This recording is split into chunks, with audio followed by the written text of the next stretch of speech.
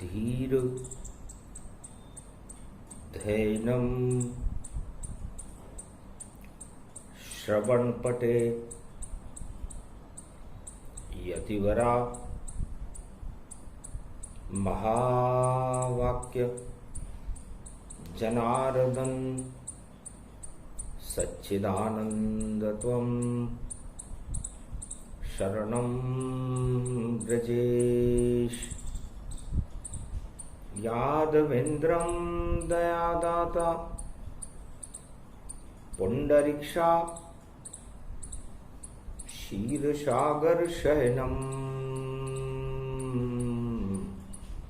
कमलनयनम नमस्तुते नमामि श्रीहरि। धैर्य से जिसको धारण किया जाता है, कर्णपटुओं से जिनका पान किया जाता है, ऐसे सच्चिदानंद भगवान श्री यादवेंद्र सरकार को मैं नित्य ही चिंतन करता हूँ, नमन करता हूँ, जिनको नमन करने से मंगलादि मंगल तो हो ही जाते हैं, साथ ही में बहुत बड़ा बल मिलता है मनुष्य। ओम क्षीर सागर सदा शेष शय्या विराजते भगवान विष्णु सत्यनारायणं चार चतुर्भुजं शांताकारं लक्ष्मी चरण चापते नारद घंटा ध्वनि गरुड़ पंख विहारते अमृत वर्षा सावन मास कलयुग द्वादशी पड़े द्वादश ज्योतिर्लिंग सोमवार सावन पड़े तो नारायण अतिदर्श।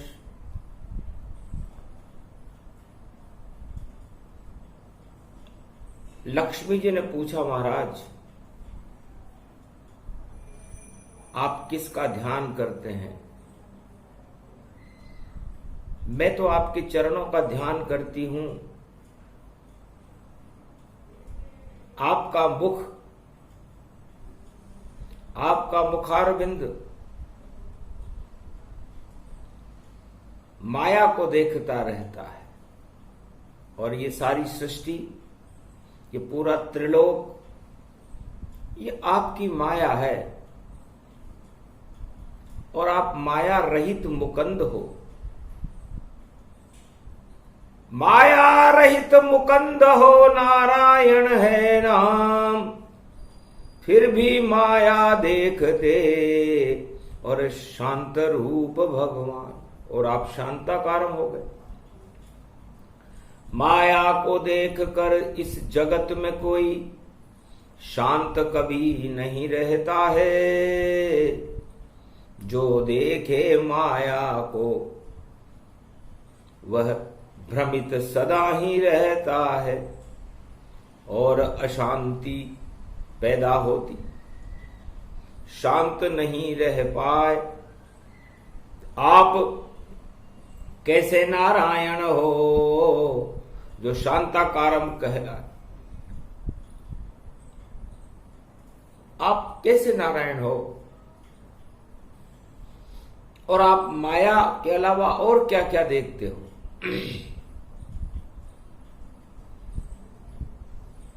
श्री विष्णु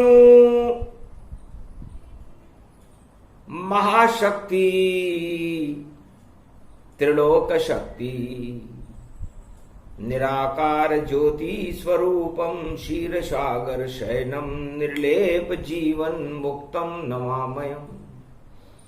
तो सारे त्रिलोक का पालन करते हैं, सारे सृष्टि के रचयिता हैं, सारी सृष्टि पर, पूरे त्रिलोक पर जिनका नियंत्रण है, आखिर उन पर किसका नियंत्रण है?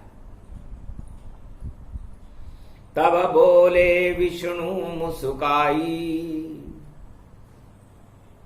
प्रश्न पूछ कर करी चतुराई। लक्ष्मी सागर सुता भवानी, और चरण चापे रही महारानी। है महारानी लक्ष्मी। मेरी नाभि को देखो तुम, इसके भीतर नारायण है, और इसमें जो खिलता है कमल वह शक्ति का पारायण है। वही शक्ति नाभि कमल ईश्वर का है रूप, मैं तो उसको देखता मैं ही ब्रह्म स्वरूप। न मैं लक्ष्मी जी आपको देखता हूं, न किसी माया को देखता हूं, मैं तो मेरी नाभि में उत्पन्न कमल को देखता हूं। ये कमल ही ईश्वर है। सावन मास की द्वादशी है और मैं उन द्वादश ज्योतिर्लिंगों का प्रकाश इस नाभि के भीतर ही कर लेता हूं, क्योंकि ना का मतलब नारायण है और भी का मतलब भीतर है, और नाभि का मतलब जो समस्त नभ पृथ्वी मृत्युलोक और पाताल और पूरे त्रिलोक की बात को जान जाए, तो उस प्रकाश में मैं पूरे त्रिलोक की जानकारियों को देखता रहता।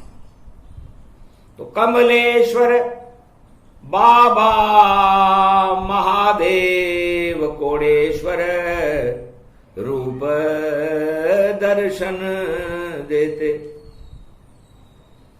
और कमल में भी शिव खिल जाते, और ब्रह्म जगत गुरु वह बनते।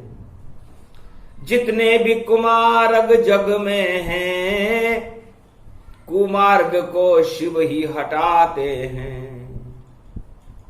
मेरे इष्ट देव कमलेश्वर मुझको मन में वह भाते हैं, उनके ही दर्शन नाभि में, और कमल सिंहासन है भारी।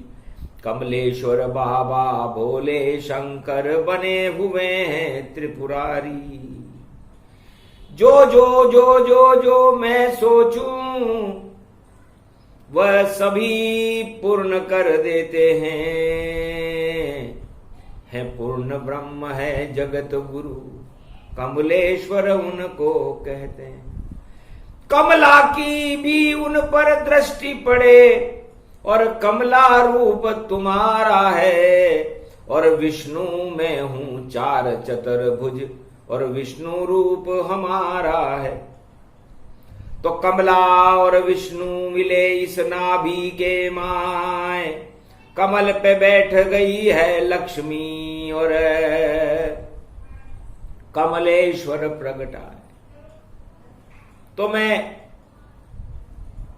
विष्णु रूप में तो आप मेरे चरणों का चापन कर रही हो, समुद्र सुता हो, सागर से आपका जन्म है, और ये क्षीर सागर है। तो आप सागर से भी बड़े सागर में हो, खीर के समुद्र में हो, शेष शैया पर भगवान विष्णु चार चतुर्भुज स्वरूप में विराजमान है। उनकी नाभि में जगत गुरु कमलेश्वर महादेव भोले भंडारी विराजमान है, और उनका ब्रह्म स्वरूप है तो ब्रह्मा भी विराजमान है। तो हम तीनों ही मिलकर कमलेश्वर और नाभि में कमल खिलाते हैं, और सत्य का ही करते प्रकाश, सत्य नारायण बन जाते हैं। तो हमारा नाम हम तीनों मिलकर के सत्य नारायण बन जाते हैं। ब्रह्म और शिव मिलकर के सत्य बन जाता है, और उस सत्य को मैं देखता रहता हूं और मैं नारायण बन जाता हूं। तो नारायण केवल सत्य को देखते हैं, असत्य को देखना भी पसंद नहीं करते। काम क्रोध मद लोभ और सारे चल पाखंड सब असत्य ही रहते हैं, और उनको देता दंड उन सबको दंड देने का काम भी हमारा ही है, क्योंकि हम ब्रह्म स्वरूप हैं, त्रिलोक की निराकार ज्योति का प्रकाश हैं, और ये प्रकाश सारे त्रिलोक में हम ही फैलाते हैं। जब जब धर्म की हानि होती है, हम तीनों जगत गुरुओं का कोई भी स्वरूप भारत में अवतरित हो जाता है, और जब वो उत्पन्न होता है, उसका अवतरण होता है, तो संसार में समस्त अधर्म को हटाकर, पापों को हटाकर और धर्म की स्थापना कर देता।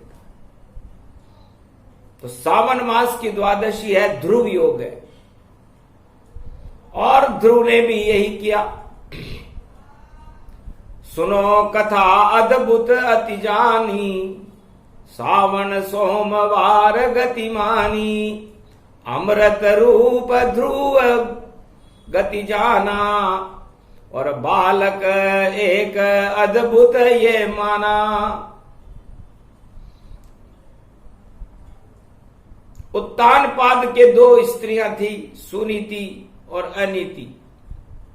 उस एक रानी का पुत्र था, और ध्रुव सुंदर गति जान, और राजपद की इच्छा करे, और ये है ध्रुव भगवान। बालक की भी इच्छा थी कि मैं राजा बनूं। आज भी ध्रुव की मां के जैसी नारी, जिसे जंगल में उत्तानपाद ने फेंक दिया था, कब्बे चिड़िया उड़ाती थी, राज करने की इच्छा थी। तो शपथ ग्रहण है समारोह, उसको फिर राज कराएंगे, और ध्रुव पद जैसा पद मिल जाएगा, सिंहासन पर पुजवाएंगे। तो वही ध्रुव का योग है, वही द्वादशी जान, और 12वीं राशि मीन है, और रेवती द्रौपदी मान। रेवती नक्षत्र में देवताओं की शक्ति से द्रौपदी प्रकट हुई। द नाम रेवती नक्षत्र में आता है, मीन राशि में आता है। इस समय गुरु मीन राशि में है, इसलिए गुरुओं की कृपा से राजताज सिंहासन पर और बैठ द्रौपदी जाती है। भारत का नया इतिहास लिखे ऐसा वाणी बतलाती है। और जो ध्रुव को राजा नहीं, पद नहीं मिला, भगवान से उसे मिलाती है। और इतना बड़ा पद दे दिया नारायण ने, ये वाणी सब बताती है। आखिर उत्तानपाद ने ध्रुव को राजगद्दी से फेंक करके जंगल की ओर उसका रुख कर दिया। सोचो कितनी प्रबल राज की इच्छा, और त्यागो तो आ जाती मूर्छा। ये राजपद ऐसा है, यदि कोई इससे हट जाए तो उसे मूर्छा आने लगती है। तो ध्रुव को भी सतयुग में मूर्छा आने लगी, बेहोश हो गया। जंगल में चले गए, जहां खाने को दाना नहीं, पीने को नहीं पान, और गमन कर गए जंगल में, और ध्रुव और माता जान बड़े परेशान। राज छूट गया, ताज छूट गया, परिवार छूट गया, मिलने वाले छूट गए। तो जब सब छूट जाते हैं तब ब्रह्म जागृत होता है, इसे योग कहते हैं। आज वही ध्रुव योग है, वही द्वादशी है, वही दिन है, वही सावन का सोमवार है। शिव जी ने तत्काल विष्णु को और त्वरित एक संदेश दिया, महाराज भाग्य तो लिखा है शुभ, पर ये आपने क्या क्या कलेश किया। राजा तो नहीं बना ध्रुव बालक, माता भी जंगल पाई है, और खाने को पेट में दाना नहीं, ये कैसी आफत आई है। भेजो आप नारद ऋषि, दें बालक को ज्ञान, और आप जाकर कृपा करो नारायण भगवान। जब भगवान शिव का संदेश विष्णु को मिला तो आदेश दिया ब्रह्मा को विष्णु ने, और ब्रह्म ज्ञान इसमें भर दो, और योग लगा दो इस ध्रुव का, नारद से परिचय इसका कर दो। श्रीमन नारायण नारायण नारायण। नारद ऋषि वहां आ गए और हुआ ब्रह्म का ज्ञान।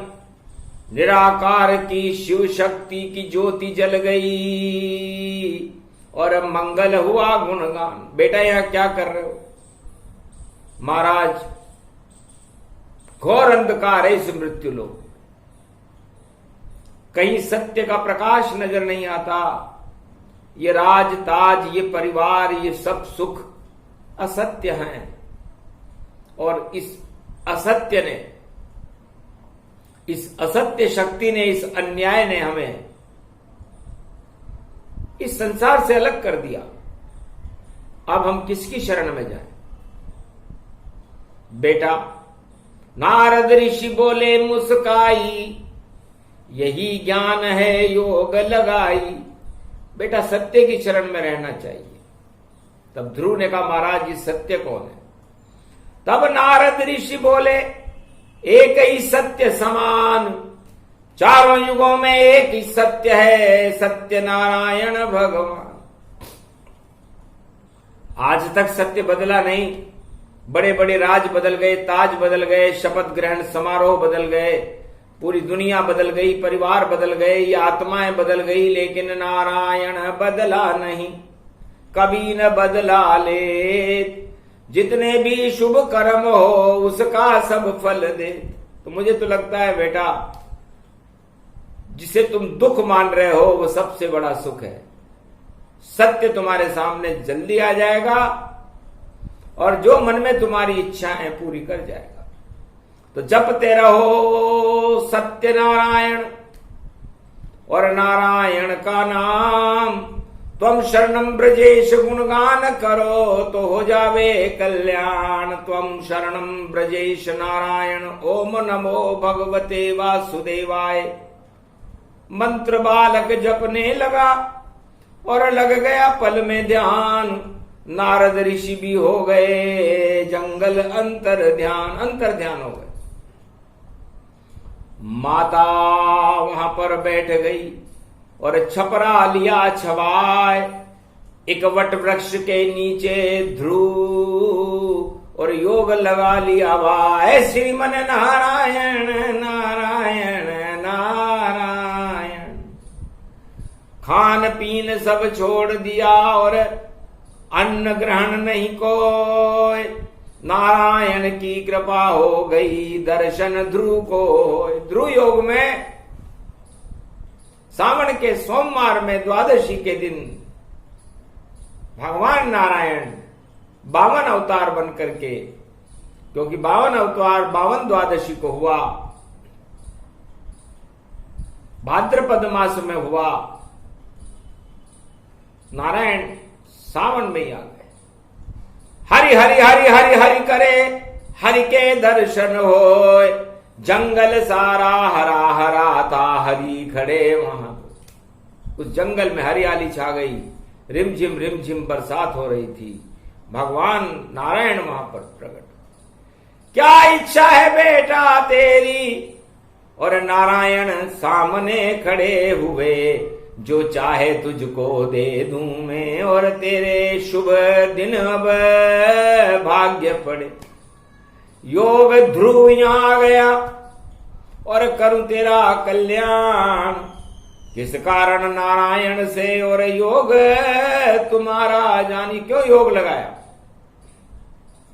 महाराज वियोग हो गया इस संसार से, इसलिए आपसे योग लगाया। बड़े खुश हुए नारायण। और सारे संसार का वाणी ने भी मार्गदर्शन किया कि जब संसार के सभी मोहों से वियोग हो जाए, काम क्रोध मद लोभ छल पाखंड 8 तरह के राज मद, तो समझ लो आपके अच्छे दिन आ गए। अच्छे दिन राज ताज प्राप्त करने से नहीं आते, अच्छे दिन राजा बनने से नहीं आते, अच्छे दिन राजा बनकर घोषणाएं करने से नहीं आते।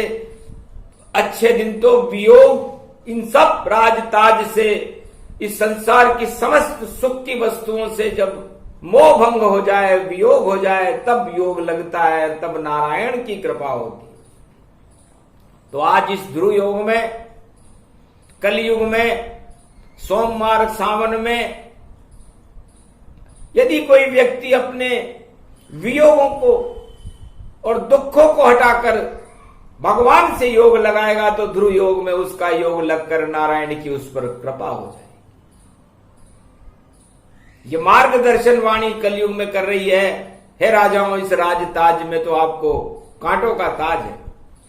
विषम पिता से पूछना तुम, जो कुरुवंश के पितामह बने, पर अखंड ब्रह्मचारी रहे वह, और शेष कांटों की सैया पर देह तजे। जिन्होंने राज भी प्राप्त नहीं किया, बस उस कुरुवंश की रक्षा की जिम्मेदारी थी, उस जिम्मेदारी को निभा नहीं सके और कांटों के ताज पर लेट करके इच्छा मृत्यु पर मृत्यु के लिए प्रतीक्षा करनी पड़ी। तो हे राजाओं, कलयुग के राजाओं, तुम्हारा क्या हाल होगा। जो गंगा पुत्र जैसी पवित्र महाशक्ति थी, जो भारत की भीषम पितामह है, जिसे भीषम प्रतिज्ञा कहते हैं, तो हम भी भीषम प्रतिज्ञा करें कि हम सारे मोह, काम क्रोध मद लोभ छल पाखंड का इस ध्रुव योग में सोमवार को त्याग कर देंगे और ईश्वर के चरणों से अनुराग कर लेंगे। तो सोचो, शुभ दिन आ गए, सब अच्छे दिन होए, बुरा कभी नहीं होएगा, आशीर्वाद गति हो। नारायण ने आशीर्वाद दिया, बेटा ध्रुव,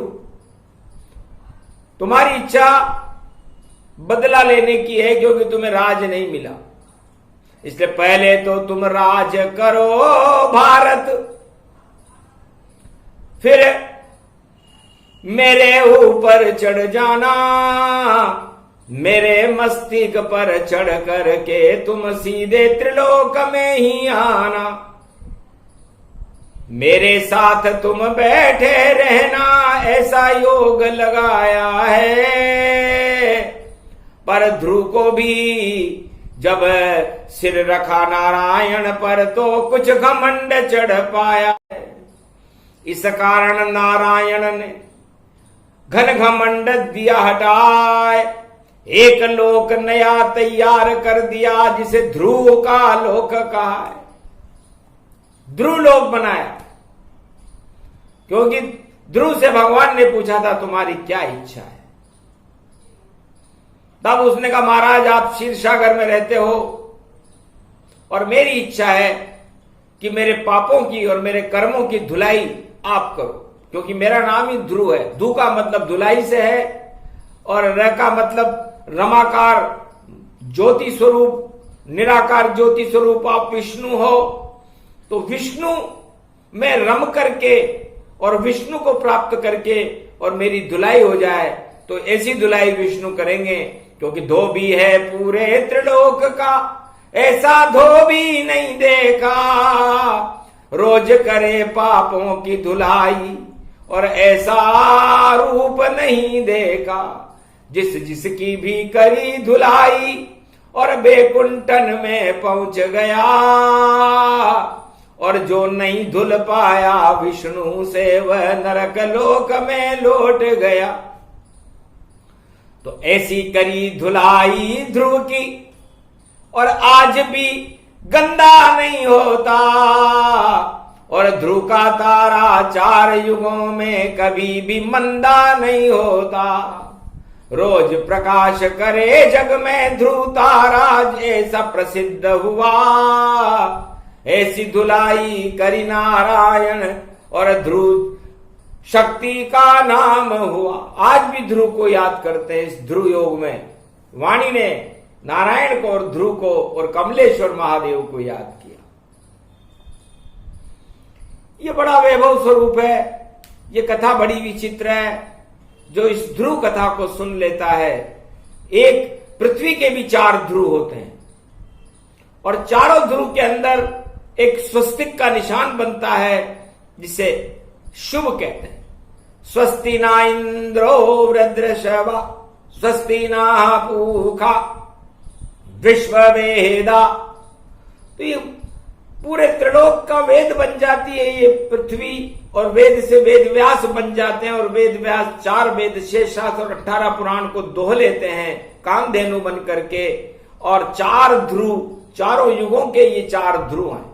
सतयुग, त्रेता, द्वापर और कलयुग उस गोले में फंसे रहते हैं, और ये गोल नारायण का घूमता रहता है। इसे ध्रुव चक्र और नारायण का सुदर्शन चक्र कहते हैं। बड़ी विचित्र वाणी है, कलयुग में पहली बार आ रही है।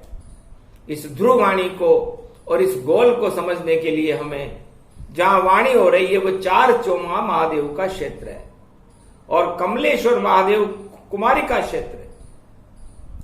तो दोनों क्षेत्र के मध्य में ये मारकंड्य की वाणी है।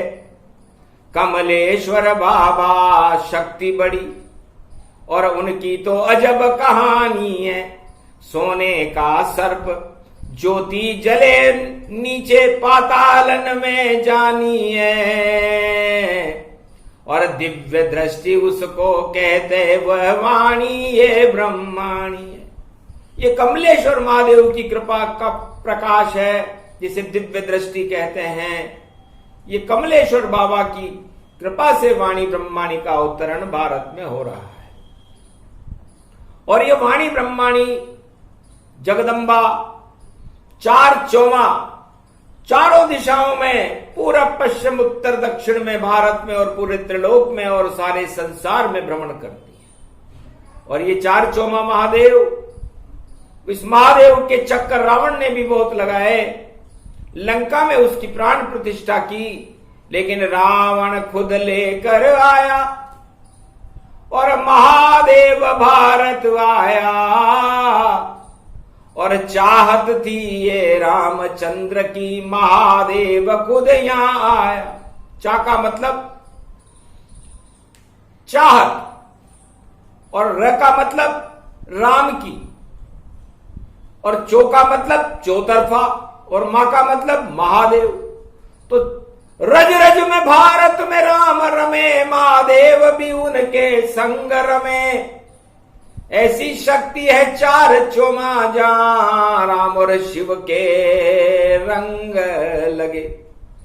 सावन के सोमवार में दर्शन जो 4 चौमा का करता है, महादेव उसकी खाली झोली सावन में भरता है।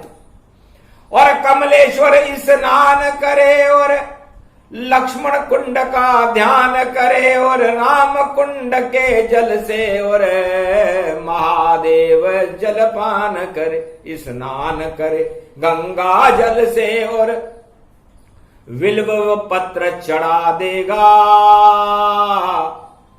सोने की सीढ़ी पर चढ़ जाए वो भक्त, और उसे ध्रुव जैसा वो बना दे। तो 4 चौमा की सोरती और रेलगांव को हाट। अरे जो दर्शन करे 4 चौमा के, उसके उड़ जाए ठाठ। और कमलेश्वर कुमारी का, और देखो अद्भुत क्षेत्र, दोनों कुंड स्नान करे तो शिव की कृपा मिले, शिव की कृपा प्राप्त हो जाती। तो ध्रुव को नारायण की कृपा प्राप्त हुई, और भगवान राम को शिव की कृपा प्राप्त हुई। ये 4 चौमा, जिस तरह रामेश्वर है उसी तरह 4 चौमा है। ये 12 ज्योतिर्लिंग से भी बड़ी शक्ति से जान, चार चौमा ये महादेव है और सोरती मान। तो आज शिवरात्रि भी है और द्वादशी भी है। तो द्वादशी के स्वामी विष्णु हैं, त्रयोदशी के स्वामी शिव जी मिले, और जब राम और शिव दोनों मिले तो भारत में कमल के फूल खिले। कमलेश्वर बाबा प्रकट हुए, जो वाणी प्रकट ये करते हैं, और अमृत की वर्षा सावन में इस भारत में वह करते हैं। तो पाप उड़ गए कपूर बनकर, और अमृत की देखो छाया है, और नारायण चार चतुर्भुज बनकर चार चौमा में आया है। कमलेश्वर के दर्शन करने नारायण खुद आया है, और गरुड़ सवारी करे विष्णु, और ये सब उनकी माया है। तो ऐसा योग ध्रुव योग है, और उनकी शक्ति महान। और वाणी भी करने लगी उस भोले का ध्यान। ओम नमः शिवाय, हर हर महादेवाय, पशुपतिनाथाय, नीलकंठे नीलांबरम चार चतुर्भुजं सदाशिव त्रिपुंडतिलकम्, चतुर्भुजार मुखारविंदम त्रिपुंडतिलकम्, चतुर्मुखारविंदम अष्टभुजायुक्तम, नंदी सवारी वामांग च भवानी, उमा गोदी गौरी गणेश खिलावते, सर्व विघ्न विनाशते सदाशिव नमामि रुद्र। रुद्राभिषेकम पारिभूषणम भवभासोसम शोक निवारणम दुख रोग नाशायनम, ममं च गुरु शंकरचार्ये, शिव गुरु च शिव पिता, शिव बंधु च बांधवा, शिव सखा च शिव मित्रम, शिव च माता पिता, शिव ही च पुत्र तुल्य, शिव ही च पिता तुल्य, परदादा पूर्वज शिव च ब्रह्मा विष्णु शिव महेश्वरम, शिव गुरुम शिव अखंडम परिभूषणम शिव नमामियम। श्रावण शुक्ल पक्ष प्राथमिकता शिव कल्पम, शिव सनातन धर्मम, शिव सर्व शक्तिमानम, शिव सर्व सेवा तकत शिव सनातनो, सर्व महात्यम भूमि अखंड मंडलेश्वरो, जगत गुरु शंकराचार्य शिव कल्याणमस्तु कल्याणमस्तु कल्याणमस्तु।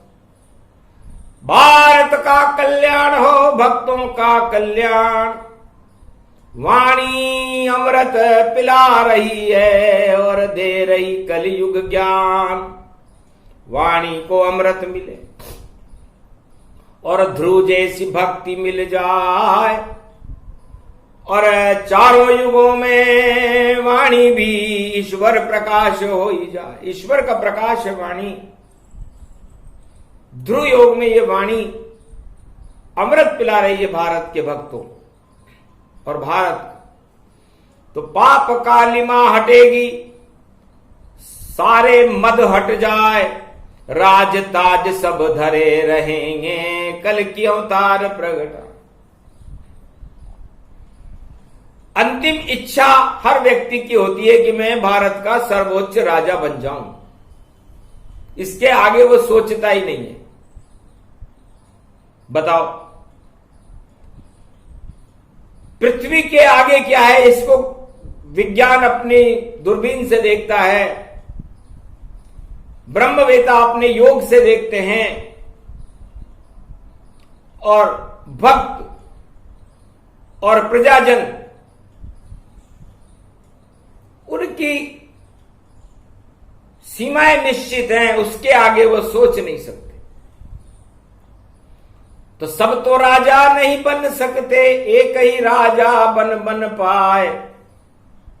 और लाखों मर गए, लाखों मरेंगे, पर एक ही वहां पर बैठा पाए। इस भारत के सर्वोच्च पद पर तो एक ही बैठता है। अब वो नर बैठे या नारी, इसकी हो रही है तैयारी। सब तो बैठ नहीं सकते, 1.25 अरब नहीं बैठ सकेंगे, एक ही वह पद होए, नारायण भी एक है, ब्रह्मा शिव सब एक ही होए। जिस तरह नारायण एक है, पूरा त्रिलोक एक है, ब्रह्मा एक है, विष्णु एक है और शिव एक है, उसी तरह भारत में राजा का पद भी एक ही है। और उस एक पद को प्राप्त करने के लिए इस संसार में, इस भारत में जाने क्या क्या उथल पुथल हो जाती। छोड़ो ऐसे राज पदों को, ये तो छोटा पद मानो, पुण्य किए हैं जिस जिसने उस पर उसको प्रतिष्ठित मानो। अब आप पुण्य करो, जिसने पुण्य किया वो वहां बैठेगा। जोड़ तोड़ से कभी नहीं और पद नहीं मिलते ताय, 4 युगों की श्रृंखला और वाणी रही बतलाए, तो जोड़ तोड़ बेकार है, क्योंकि रही मन धागा प्रेम का, मत तोड़ो छिटकाए, टूटे से फिर ना मिले, मिले गांठ पड़ जाए। तो ये रही मन कौन है? रही का मतलब होता है कुछ भी नहीं रहा, मन ही मन है, और इस मन में इच्छाएं हैं, तो इच्छाओं के धागों को क्यों तोड़ते हो? और तोड़ जाओगे और वापस जोड़ोगे तो गांठ पड़ जाएगी, तो वो गांठ कभी सुलझती नहीं है। तो जितने भी राजा कलयुग में हैं, जोड़ तोड़ से राजा बन रहे हैं, तो वो गांठें पड़ी हुई हैं। उन गांठों को कोई खोल नहीं, इस कलयुग में कोई सकता है। और जोड़ तोड़ की सत्ता भैया ज्यादा दिन नहीं चलता है, चाहे धन से उनको तोड़ो तुम, चाहे कैसे डरा डरा के अपनाओ, वह राजा खुद मुरझाया है, वह खड़ा नहीं हो सकता है। ध्रुव लोक आज तक खड़ा हुआ, इसे कोई हटा नहीं सकता है, क्योंकि करी तपस्या विष्णु की, जब जाकर ये पद मिलता है। तो बताओ ध्रुव महाराज ने ऐसी कौन सी जोड़ तोड़ लगाई जिससे वो आज भी प्रकाशमान है और संसार में आकाश में विराजमान है? बस विष्णु से योग लगाया। तो संसार के राजाओं को वाणी मार्गदर्शन करती है कि जोड़ तोड़ में रखा क्या है। सारे संसार के राजा यही कर रहे हैं, उनको ज्ञान नहीं दिया, किसी सक्षम गुरु कोई नहीं मिला उन्हें। और भारत में गुरुओं की कोई कमी नहीं थी। हिमालय पर अनेक गुरु बैठे हुए हैं, अदृश्य भी हैं। मार्कंडेय हैं, जमदाग्नि है, परशुराम है, वशिष्ठ है, गौतम है, शांडिल्य है, बड़े बड़े योगी तप करते और योग से ईश्वर देख रहे।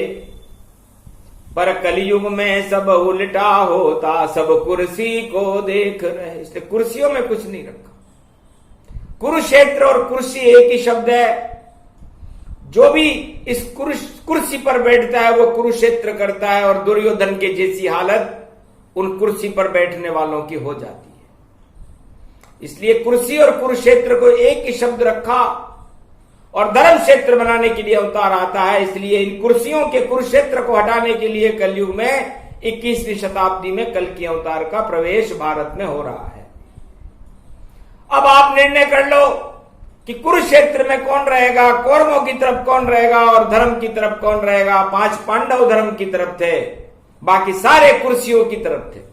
तो कुर्सी मोह को छोड़ दो। आज पड़ा ध्रुव योग। जब कृष्ण से योग लगाया पांडव ने तो बदल गया संजोग। 18 क्षोणी सेना लापता वहां पर हो गई थी और पता नहीं चल पाया वह सेना कहां पर खो गई थी। पांडव नजर आए जो गिनती में थे 5 और सारा जगत द्वापर युग में उनके पीछे रहा था नाच। तो भगवान कृष्ण ने 5 पांडवों को धर्मराज बना करके भारत के अंदर गौरव की स्थापना की। वही योग, वही दिन, आज सोमवार ध्रुव योग में द्वादशी को आया है। इसलिए भारत को धर्म क्षेत्र बनाओ, कुर्सी क्षेत्र नहीं, और धर्म ध्वजाओं को ऊंचा रखो, सत्य का प्रकाश करो। यह भगवान शिव सिखाते, जो नारायण से योग लगाते हैं, राम ही उनके इष्ट हैं। और आज तक भगवान शिव को उस ओम कैलाश पर्वत पर बैठे हुए कोई कष्ट नहीं हुआ। और सारे राजाओं को बड़े कष्ट हैं, उनकी रक्षा करने के लिए बड़े बड़े सुरक्षा अधिकारी लगे रहते हैं, फिर भी वो परेशान है।